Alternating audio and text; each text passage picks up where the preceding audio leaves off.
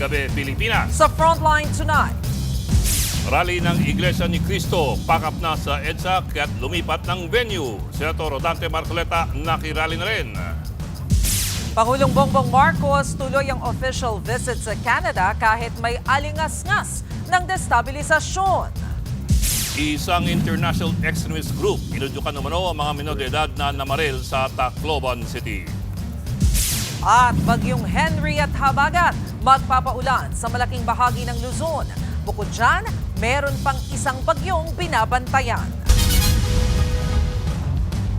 Tinapos na ng Iglesia ni Cristo ang kanilang programa at kilos protesta sa People Power Monument sa Quezon City. Pero itutuloy pa rin daw nila yan bukas sa Maynila. Bago naman matapos ang programa kanina, humarap sa mga taga-suporta si Senador Rodante Marcoleta.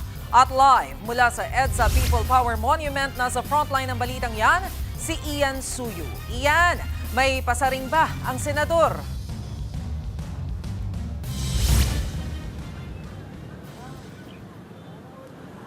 Bok, Mase, naging highlight nga ng Day 2 ng isinagawang kilos protesta ng mga miyembro ng Iglesia ni Cristo ang pagdalo at pagbibigay ng talumpati kanina ni Senator Rodante Marcoleta. Sa harap nga ng libo-libong mga supporters at members ng INC ay sinabi ng senador na handa raw siyang magpakulong kung aarestuhin siya ng otoridad.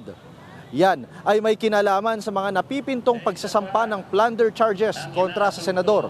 Nauna nang sinabi ng Office of the Ombudsman na nakatakda umanong maghain ng reklamong plunder may kinalaman sa umano'y hindi pagdedeklara ni Marcoleta ng 75 million pesos na campaign donation na natanggap niya. Ipinagtataka lamang niya na siya raw ang kakasuhan imbis na ang mga sangkot sa katiwalian.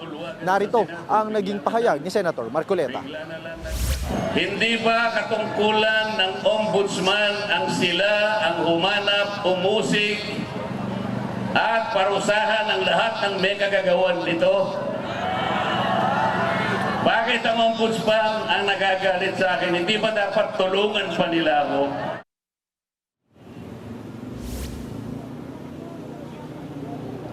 Nagpasaring rin si Marcoleta sa kapwa niya senador at current Blue Ribbon Committee Chair na si Senator Erwin Tulfo may kinalaman sa naging bend the law statement nito. Bukod kay Marcoleta, dumalo muli sa protesta sina Senator Amy Marcos at ex-Congressman Mike Defensor. Samantala, pasado alas 8 ngayong gabi nang ianunsyo ng isang ministro ng INC na magbabaklas na sila ngayong gabi at itutuloy ang kanilang kilos protesta bukas sa Maynila, partikular na sa Liwasang Bonifacio. Kaya naman tinapos na rin ang kanilang programa dito sa People Power Monument sa Quezon City. Kasunod yan ang pag-recall at pag-withdraw sa kanilang extension permit. Paliwanag naman dyan ng Quezon City Government, nagdulot ng matinding abala ang protesta. Anila, libo-libo ang nahuli sa pasok sa eskwela at trabaho. Nilabag din daw ng INC ang kasunduan na manatili lamang sa White Plains Avenue at hindi sakupin ang EDSA. Ayon naman kay NCRPO Chief Anthony Aberin, naghahanda na rin sila ng dagdag puwersa para sa Manila, partikular na nga sa Liwasang Bonifacio. Kasi hindi kagaya ng Quezon City, hindi kailangan ng permit sa Liwasang Bonifacio dahil Freedom Park nga ito. Narito ang naging pahayag ni General Aberin, may kinalaman dyan. We have already requested additional personnel coming from other units. We will deploy an initial maybe 1,000. Depending po sa outcome po ng number po ng mag-rally doon.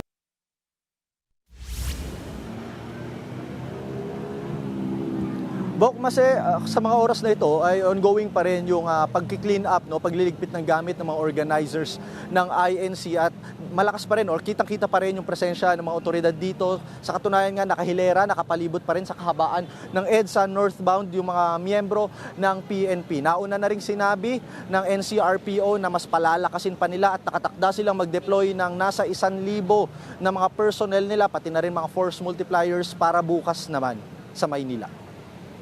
Bok, Mase? Iyan, so kaunti na lang ang nandyan ng mga miyembro ng iglesia. Natanong kayo dahil parang ang bilis ng traffic sa likod mo eh. And I suppose that's EDSA eh. So, kaunti na lang sila. Pangalawa, yung White Plains ba, nadadaanan na.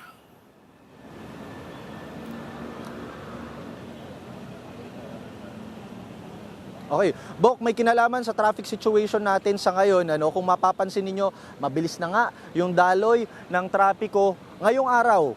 Kumpara yan kahapon. Yan ay dahil ayon sa MMDA, 3 lanes na daw yung nadaraanan at naglagay na rin sila ng concrete barrier na binabantayan rin ng mga kapulisan. Hanggang dyan lamang pwede magstay kanina yung mga protesters or yung mga ralista na miyembro ng INC para hindi na nila masakop yung or madadaanan ng mga sasakyan at ng mga motorista gaya nung nangyari kahapon. May kinalaman naman sa pangalawang tanong mo, Bok, sa White Plains ay medyo barado pa rin dahil hanggang ngayon nga nagki-clean up pa sila at MMDA lamang ang makakasagot daw dyan kasi tinanong din natin yan kay General Aberin kanina at hihintayin daw nila yung magiging instruction ng MMDA kung pwede na itong daanan ng mga sasakyan.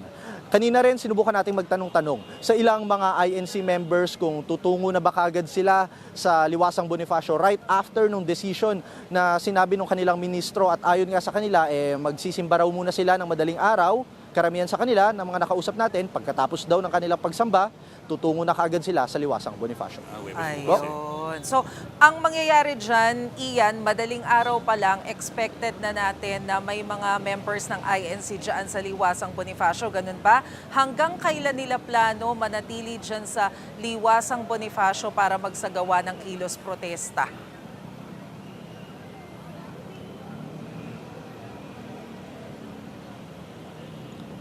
Mas mukhang ganun ang mangyayari, kagaya ng mga nakaraang araw. Talagang madaling araw magsisimula na silang tumungo sa Liwasang Bonifacio dahil isa lamang ito sa 4 na freedom parks sa Manila na hindi na kailangang sumitehan pa ng permit or approval. Isa-isahin natin yung mga 4 na yan. Una, Liwasang Bonifacio, Plaza Dilao, Plaza Miranda at may isa pang plaza, Plaza Moriones sa May Tondo. Ayan, hindi kailangan mag-submit ng permit para magsagawa dyan ng mga kilos protesta. Pero ang pinili nila is yung Liwasang Bonifacio dahil nga nung past few days din, doon na rin sila nagsasagawa ng kani-kanilang mga programa. Kaya't posible, malaking posibilidad na madaling araw pa lang magtungo na sila doon at ang mga kapulisan naman daw ay ready na. At actually, magde-deploy na raw sila anytime soon ng dagdag na personnel para bantayan yung seguridad, pati na rin yung posible magkakaroon ng rerouting doon sa area na yon sa Maynila. Iyan, pahabol na lang. Actually, hindi ko alam kung meron kasagot dito pero I'll just try anyway. Baka lang sakaling may sagot dito. We all heard na binigyan ng una ng permit ng Quezon City Government itong rally para bukas dyan sa EDSA. Tapos nga, biglang winidraw. Na ang sabi nga nila, dahil hindi raw tumupad sa kasunduan ng iglesia at sumakop doon sa White Plains, tapos and so on down the line. Pero that's not surprising. 2 araw na yan so bakit nila binigyan ng permit to begin with? Ba't biglang nagbigay ng permit, tapos biglang nag-withdraw? Hindi naman nakakagulat yung nakita nila sa nakaraang 2 araw.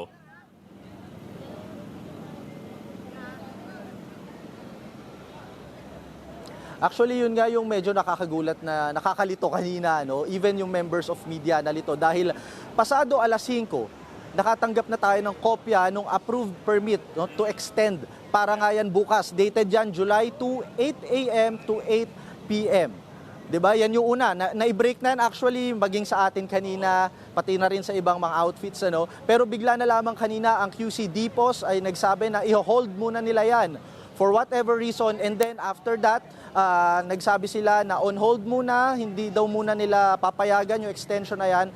Until dumating na nga dito kanina si NCRPO Chief Anthony Aberin at kinausap niya na kanina yung mga organizers and then they came up with the decision na itigil na yung programa by 8 p.m. at magbaklasan na sila dito.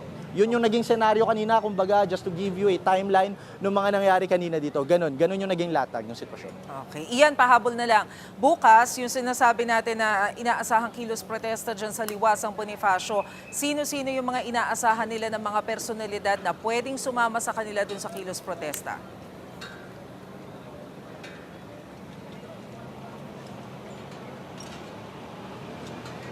Kasi when it comes to that, wala pa tayong nakukuha na any personality or na nababanggit nila na any personality. Pero kanina kasi nagpunta na si Senator Amy, nagpunta na si Mike Defensor, pati si Senator Marcoleta. So malaki rin yung posibilidad na baka may iba pang mga kaalyado nila ang magtungo rin bukas naman. Alright, maraming salamat sa iyo, Ian Suyu. Nadadaan na ang ilang bahagi po ng EDSA pero maghapong piniiwas ang mga motorista na dumaan doon dahil sa rally ng Iglesia ni Cristo. Sa gitna naman ng kanilang rally, may isang rider ang pinagbantaan at ninakawan umano dahil dumaan siya sa gitna ng protesta ng INC. Sir, ano nangyari sa inyo? Ba't ano po? Ginawa, pinagpupuran ako. Wala nga eh, ginawa nga nila eh. Ano ba yung pinaglalaban na yan? Bakit ganito? Tao rin naman ako dito sa Pilipinas ah. Tao ka nga, huwag ka nagsasalita. Gusto mo pa mamatay? Sa pinilang umunong kinuha ang susi ng kanyang motor. Sa gitna ng pag-alma niya dahil sa matinding traffic, sinagot pa siya ng isang lalaki na tila may pagbabanta. Kasunod po niyan, siniguro ng MMDA na may 3 lane ng nadaraanan ng mga motorista. Iniikat din ng publiko na hanggat maaari ay sumakay muna sa MRT o sa EDSA Carousel. Pakinggan natin ang pahayag ng MMDA. Ina-advise po natin mga kababayan na iwasan po yung EDSA as much as possible, lalo yung lugar na pinanggaganapan noong rally sa may People Power Monument. At gumamit po ng alternatibong daan, in-ensure naman po natin na cleared yung mga daan na yan. At ganoon din po, sana po yung sa ating mga kababayan, planuhin natin yung ating pagbiyahe. Itinanggi naman ng PNP ang kumakalat na post na hinaharangan nila ang ilang bumabiyahe para makiisa sa rally. May na-monitor naman ng NCRPO na ilang hindi miyembro ng INC ang sumali sa rally. Inaalam na nila ang pagkakakilanlan ng mga yan. Samantala, nakiisa muli ngayong araw sa rally si Congressman Leandro Leviste. May 500 daw na taga-distrito niya sa Batangas na hindi INC members ang sumama sa rally na itong panawagan ng kongresista. Trabaho natin bilang mga congressman na suportahan sila sa kanilang mga advokasya, which in this case is worth supporting for everyone. Transparency for a better democracy. Nagpaabot din ng suporta sa INC si Senador Bongo para sa aniyay tunay na transparency at accountability. Nakikiisa raw ang senador sa layunin na mapanagot ang lahat ng mga nagnakaw sa kaban ng bayan. Samantala, pinatatawag ng LTFRB ang nasa 34 na PUV operators na hindi bumiyahe para dumalo sa rally ng INC. Kabilang po dyan ng ilang bus at UV Express. Pinaharap na sila sa ahensya sa July 9. Pansin nyo, dagdag lang na konteksto at mga detalye. Napansin niyo yung natotrouble na nakamotor? Oh, May pulis sa likod niya eh. hindi nakikialam. Nanonood lang eh. Oo, nanonood lang. Tapos nung parang binabantaan siya, wala nang ginawa. Nanood nga lang. Oo nga. Pero aminin natin talaga, ang laki rin talaga ng abala na dinulot nitong rally na to, especially dun sa mga ordinary Filipinos. Kasi napakatindi ng traffic kahapon. Although kanina, have to admit na malaki na rin yung improvement doon sa daloy ng trapiko. Kanina, ilan din yung mga personalities na nagpaabot ng suporta dyan sa kilos protesta, kabilang na nga si Senador Bongo, na as we all know, kaalyado naman talaga ng mga Duterte. As a matter of fact, isa nga siya doon sa mga co-perpetrators ngayon ni dating Pangulong Rodrigo Duterte. Alleged co-perpetrator. Alleged co-perpetrator. Tapos si Ian Suyo tried to answer the questions kanina, although may difficulty dun sa part niya na kung bakit biglang pumihit yung si LGU. Kasi yun nga at 5 o'clock binigyan ng permit to have rally again tomorrow.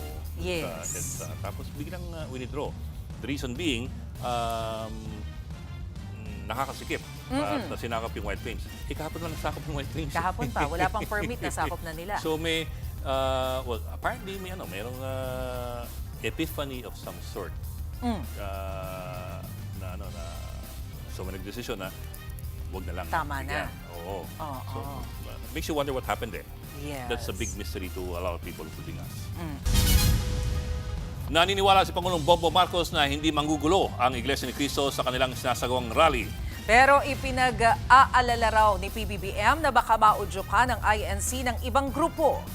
Ayon sa Pangulo, nakatanggap sila ng impormasyon na may nag-uudyok sa Iglesia ni Cristo. Kanina, Pinalalahanan ng Malacanang ang mga miyembro ng iglesia na huwag magpagamit sa mga gustong magpatalsik kay Pangulong Marcos. Ayon sa palasyo, hindi pinipigilan ng rally, maliban na lamang kung may magiging paglabag sa batas. Pakinggan po natin ang bagong pahayag ni Pangulong Marcos. Malakas ang loob ko kasi sa buong kasaysayan, ang iglesia, pag nag-rally, kahit napakarami, hindi sila nanggugulo. And that for me was the main concern that somebody might get hurt. Ang problema lang namin is that merong impormasyon na siyempre merong mga mag-infiltrate, mag-agitate. Yun ang inaalala namin. Ayaw, yung pinaka-importante sa amin, walang masaktan. Either tiga-iglesia o kung sino man na mapunta ro na magulo. Bumuelta naman ang palasyo sa banat kagabi ni Senadora Amy Marcos laban sa kanyang kapatid na si PBBM at sa administrasyon. Magugunitang sa talumpati niya sa INC rally kagabi, tinawag niyang bangag ang gobyerno. Pero sagot siya ng Malacanang, bakit daw tahimik si Senadora Amy nung si dating Pangulong Rodrigo Duterte ang umamin na gumamit ng iligal na droga? Balikan natin ang pahayag ni Senator Amy at ang tugon dyan ng palasyo. Kasuklam-suklam ang gobyernong manhid at walang pakialam sa hirap ng ating mga magsasaka at mangingisda, mga sektor na nagpapakain sa atin na halos walang makain. Gobyernong tulog, lasing sa kapangyarihan, wala silang pakialam. Pagkat itong gobyerno ay bangag! Pinaghandaan po natin talaga ito para maipakita natin kung sino ba talaga ang gumagamit ng illegal na droga sa panahon na siya ay Pangulo na. Pero sa mga pag-amin na ito ni dating Pangulong Duterte, tumahimik siya. Sa panig naman ng Ombudsman, sinabi nitong anumang araw ngayong linggo ay masasampa na ang kasong plunder laban kay Senator Marcoleta. Tinabla rin ng Ombudsman ang paratang ng Iglesia ni Cristo na mayroong selective justice sa pagdidemanda kay Marcoleta. Itong sinabi ni Ombudsman Boying Remulla. Nothing has changed. We will file. Wala nagbabago. This does not change anything. Freedom of expression nila yan, pero it's the wrong premise. There's no selective justice in this country when it comes to the ombudsman. Magugunitang kongresista pa noon, si Marcoleta nang umamin sa isang TV interview ng INC na tumanggap siya ng milyong-milyong pisong halaga ng donasyon mula sa kanyang mga kaibigan para tumakbo bilang senador. Ayon naman kay Senator Ping Lacson, higit 75 million pesos ang natanggap ni Marcoleta mula sa mga nag-donate. Pero alam mo, Bok, I wonder kung nagkaroon na ng pag-uusap between Malacanang and yung organizers ng INC rally. Kasi kahapon, hindi malinaw kung tutuloy o hindi si PBBM doon sa kanyang official visit sa Canada. At least nung umaga until afternoon, parang nangangapa pa kami kung tutuloy ba kayo or not because of the rally. But then kinonfirm nila kahapon, diretso na. Kanina, nakaalis na si PBBM. Mga pasado alas 8 ng gabi, palipad siya ng Canada for official visit.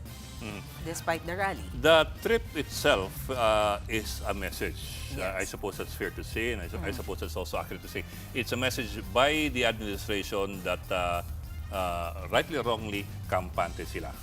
I mean, it's a message to be delivered or being delivered by the administration to its critics na they're not worried. Kaya may isip mo rin parang ang laki ng responsibilidad na may iwan doon sa caretakers considering yung mga nangyayari ngayon. 3 yung nilagay nila na caretakers. Si Australia? Yes, lagi siyang kasama dun sa 3. At saka si Executive Talagang Secretary hinulaan ko ba Ralph yun? Recto. Pero this time ang kasama si Labor Secretary Tolentino. Okay.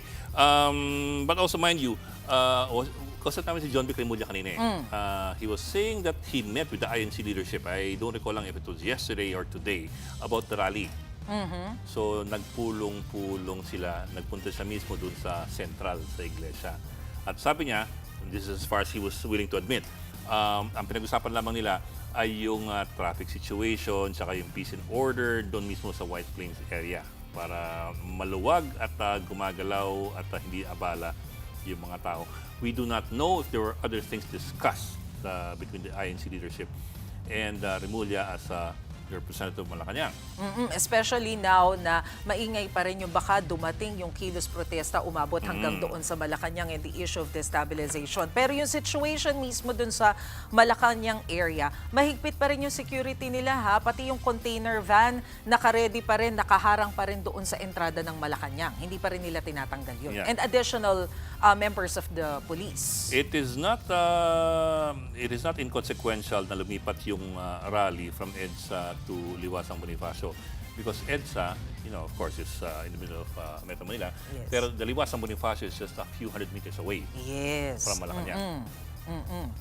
Kaya ganun pa rin siguro kahigpit yung security. Okay?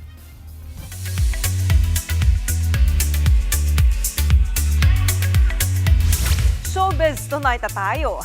Pinatulan ni Ellen Adarna ang isang netizen at sinabihan itong pangit kabande. Kung matatandaan, nag-post si Ellen ng backstage encounter with F4 member Vanessa Wu at may pabirong caption na Jowa Reveal. Nangyari yan nang mag-concert dito sa Pilipinas ang OG Meteor Garden Boys. Bukod kay Vanessa, naka-eye-to-eye contact din ni Ellen si Jerry Yan. Pero may isang netizen na hindi nagustuhan ang eme-eming pa-jowa reveal ni Ellen. Say ng netizen, and I quote, "Di ba may asawa ka na, Ellen? You need to heal." End quote. Pero rest back ni Ellen, hindi raw alam ng netizen ang feeling ng isang fangirl. Wait lang daw at malapit lang mapawalang bisa ang kanyang kasal. Unang inamin ni Ellen na hiwalay na sila ng asawang si Derek Ramsey. May mga midweek chika pa ako ihatid, kaya dyan lang kayo. Susunod, ina ng isa sa mga namatay sa Tacloban school shooting, naglabas ng sama ng loob. Magbabalik pa ang Frontline Tonight.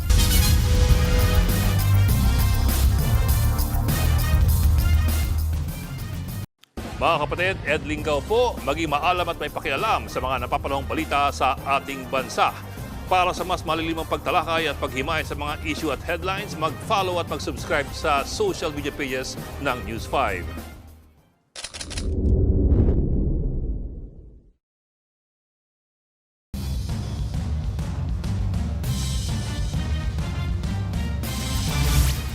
May indikasyon daw na naimpluwensyahan ng isang international extremist group ang dalawang binatilyong suspect sa pamamaril sa isang paralan sa Tacloban City. Nabunyag yan sa pagdinig ng Senate Committee on Women, Children, Family Relations and Gender Equality kaugnay sa insidente.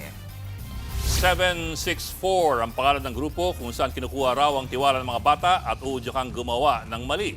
Ayon sa chairperson ng komite na Senador Risa Ontiveros, nakuha ang impormasyon base sa pagsisiyasat sa Facebook profile ng 14 anyos na suspect na si alias Nash. Nakabase raw ang grupo sa Texas, sa Amerika at nambibiktima ng mga menor de edad online. Lumabas din sa pagdinig sa isang adult groomer ang nakipag-usap kay Nash. Pero paglilinaw ni Ontiveros, iniimbestigahan pa ng NBI ang impormasyon na yan. Nilinaw din niyang hindi siya nananawagan ng total ban para sa online games. Narito ang pahayag ni Senator Ontiveros. Ang modus ng grupong ito, maghanap ng mga vulnerableng minors online at hikayatin na gumawa ng kahindik-hindik na bagay. Sabi mismo ng FBI, the leaders of the group are pushing victims to create graphic pornography, to harm family pets, to cut themselves with sharp objects, or to even die by suicide. Humarap din sa pagdinig si Police Staff Sergeant Arla Ray Paciencia, ang tiyahin ni alias Nash. Inilahad niya sa pagdinig kung paano nakuha ng binatilyo ang baril niya na ginamit sa pamamaril. Ayon kay Paciencia, puwersahang binuksan ni Nash ang locker kung saan niya natago ang kanyang baril. Isang beses niya lang din daw isinama sa firing range ang pamangkin. Pangarap daw kasi ng bata maging pulis. Sa ngayon, nasa restrictive custody ng PNP si Pasyensya at posibleng masibak sa serbisyo kung mapatunayang nagpabaya. Narito ang pahayag ng tiyahing pulis. Nash unlawfully entered my own house. It's not a room po, it's my own house. He forcibly damaged my locker. It was locked, plastic locker, and my firearm was inside a gun box. I believe it was safe at that time since I'm only the one staying in my own house. Nanawagan naman sa pagdinig ang mga kaanak ng mga biktima na ibaba ang minimum age ng criminal liability. Anila, hindi sapat na nasa bahay pag-asa lamang ang mga suspect. Nais din nilang managot ang mga magulang at guardian ng dalawang suspect. Narito ang pahayag ng ilang magulang ng mga biktima. Yung bata na yan, nakamatay yan eh. Nakamatay yan.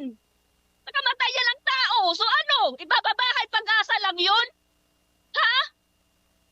So dapat may pasilidad din nakarapat dapat sa kanila. Maramdaman din nila yung sakit. Gusto ko rin ibaba yung 15 to 12 years old na para hindi na pamarisan yung pagkagawa ng krimen. Dahil kung hindi natin ibababa yan, mamimihasa yung mga minor de edad na yan eh. Marami pang batang papatayin dahil hindi sila makukulong. Isusulong naman ni Senador Raffy Tulfo na maamyendahan ang Juvenile Justice and Welfare Law. Sang-ayon din ang senador sa pagkakaroon ng hiwalay na pasilidad sa kabataang sangkot sa heinous crimes. Narito ang pahayag ni Senator Tulfo. Talagang selda na makikita ng mga perpetrators na parusa pala yung papala namin kapag kami may ginawa na krimen at parang talagang prison. Yun nga lang, hindi nakasama yung mga hardened criminals. Sila, pero may mga selda sila. That might serve as a deterrent. Hindi yung parang pinapampert, binibaby-baby sila.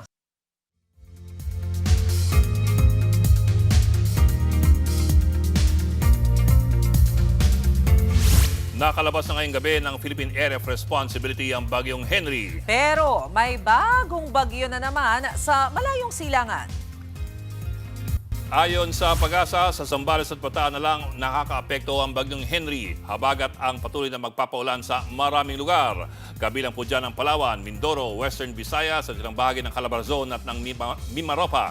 Posibleng magpaulan ang thunderstorm sa hapon sa nalalabing panig ng Visayas at sa Mindanao. Samantala, may isa pang bagyo na nabuo sa malayong silangan sa Pacific Ocean. Posible yan maging malakas na typhoon ayon sa Japan Meteorological Agency at US Joint Typhoon Warning Center.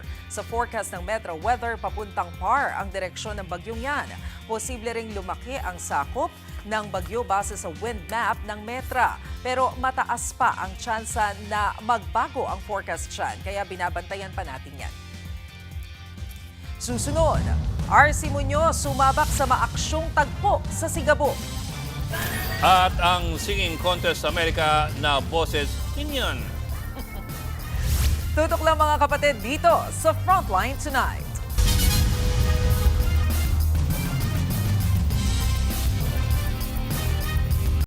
Mga kapatid, Johnny Alipon po, maging updated sa latest entertainment at lifestyle. Huwag magpahuli, mag-follow at mag-subscribe na sa social media pages ng News 5.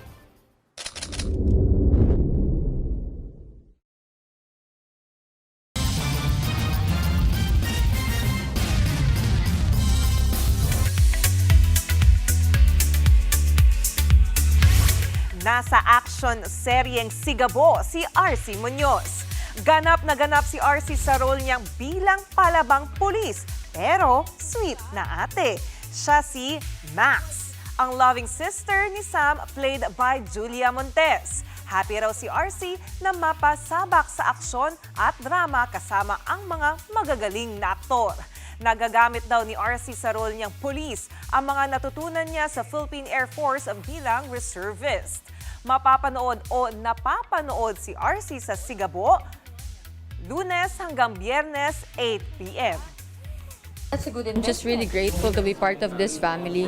Coco, I've been wanting and dreaming to work with him. Thank you, Coco, Julia, for considering me for this role. Mga kapatid, may pasilip na ang inaabangang serye ng newest tambalan na Catherine Bernardo at James Reid.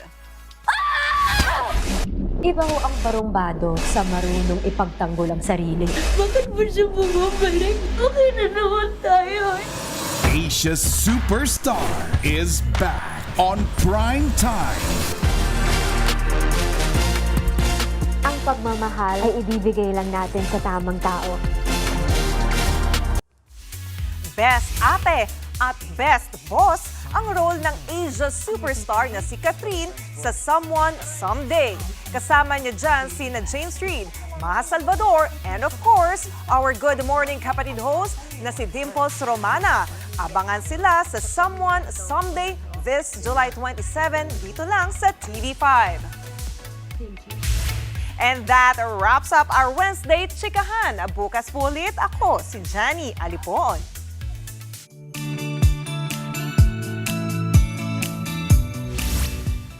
At para sa ating pabawang Pampa-Good Night, bosesa ng labanan sa mga singing contest.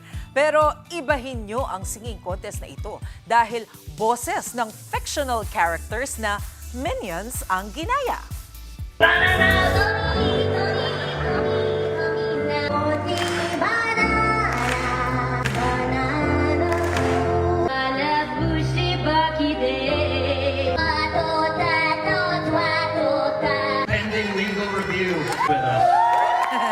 Puro mga babae ang kumasang contest. Namili sila ng kantang gagahin ng in Minion Voice, gaya ng Drop Dead ni Olivia Rodrigo at marami pang iba. Have! Ang performances ni Bok ay hindi pala. Kahit na hindi maiwasang may matawa sa kanilang ginagayang boses. Sa huli, ang babaeng kumanta ng I'll Be There ng Jackson 5 ang winner. Nag-uwi siya ng trophy na Hugis Banana.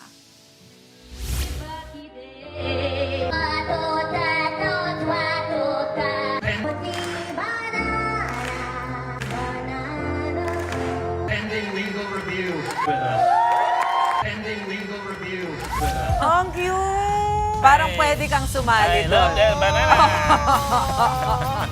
May chance ka doon, ikaw sana nakapag-uwi ng trophy. Oh, yes. Banana. I believe so. Sir Edang lolong banana. Lolong sa... Lolo ng minions. Ikaw. Pero... Ay, lolo. Siya nagsabi niyan. But you know, minsan mapapansin mo yung minion sa language, it's called, by the way, it's called Minionese. Minionese? Oh, Minionese. Yeah. It has a sprinkling of Tagalog. Sprinkling of Tagalog? Oh, sprinkling. Minsan may mga Tagalog words. Kasi ang, I think ang gumawa ata nung Pinoy. nag-draw ba or something ay mga Pilipino. Among them. Yes. Kaya. So, minsan parang, uy, nagmura siya. Oo. Kaya pala nakaka-relate ka agad po. Bakit kaya hindi? Nakaka-relate din naman. Pero mas swabe kasi yung pagpasok mo. Yes! Sample nga ulit, Sir Hindi Ed. na, goodbye tayo. Wow, sige na! At yan ang mga trend. Yan po, ang trend namin itong pag-imayos. Maraming headline. Balitaan at diskusyon para sa paghubog ng matalinong opinyon. Kami yung kapalit sa Batas Public Service. Sa ngalan po ni Mean Los Baños Oroseo, ako po si Maricela Halili. Kung bukas wala ako rito, alam niyo kung bakit. Ako na po si Ed Ligao, walang iwanan. Front 99.